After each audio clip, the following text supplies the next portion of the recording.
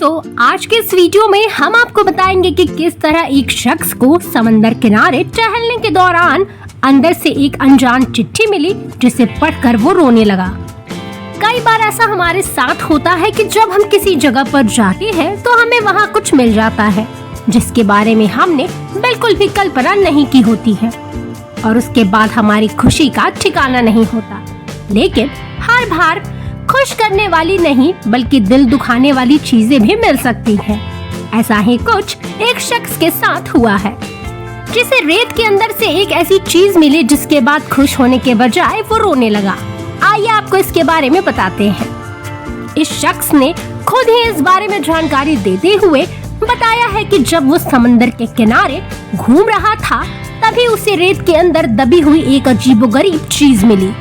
हैरानी की बात तो ये है कि उस शख्स को इसे देखकर खुश होना चाहिए, लेकिन वो इसके बजाय रोने लगा। बात ही कुछ ऐसी है। दरअसल घूमने के दौरान रेत में 6 इंच नीचे दबा हुआ इस शख्स को एक जार मिला। जैसे ही उसने जार खोलकर देखा, उसके आंसू नहीं रुक रहे थे। दरअसल जैसे ही उस जार के पास वो शख्स गया, स्कैनर से जोरों जोरों से आवाज आने लगी और फिर खुदाई करने पर कुछ ऐसा मिला जिसकी शायद उसने कल्पना भी नहीं की थी। जैसे ही उसने जार को खोला, अंदर से छोटी सी पोटली और एक नोट लिखा हुआ था।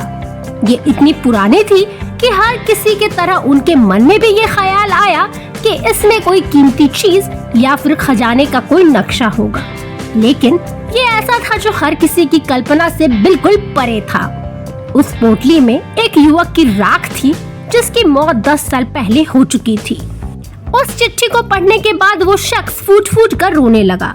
इस शख्स को उस पोटली के अंदर जो नोट मिला था, उसमें उस मृतक की मां ने लिखा था कि ये मेरे बेटे स्टीवन जैनबर्ग की राख है, अगर मिले तो कृपया सम्मान पूर्वक व्यवहार करे और उन्हें वापस रख दे।